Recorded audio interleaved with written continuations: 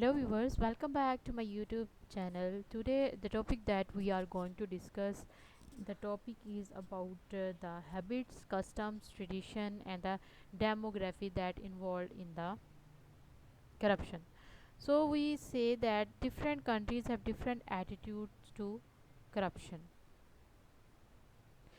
If you talk about the Europe, in Europe alone we can find two extremes, from completely corruption intolerant north to the warm south, where corruption is an almost normal socially acceptable phenomena, or the difference between countries with a democratic past which traditionally prosecute corruption and former socialized countries where the corruption in the state apparatus was a part of folk tradition. Then there are also different customs. In some cases, thank you in the form of a gift for a service, or we can say that is an expression of courtesy, and elsewhere is considered corruption.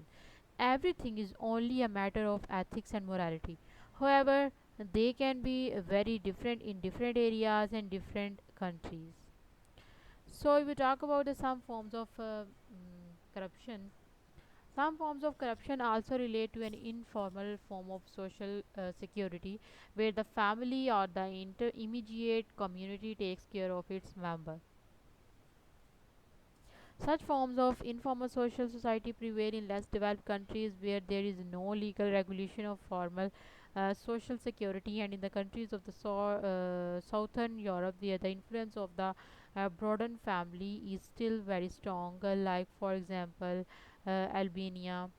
So these countries are also known for the nepotism, since the family as well as the wider community provides social security.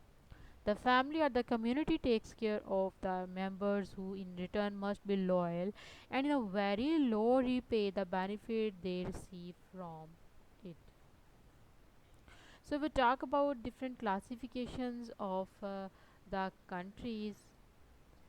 According to the classification of the countries, they find that it can be proved that all African and Asian countries are in the upper half of the table, and the same applies to the former socialist countries and most of the East Asian countries.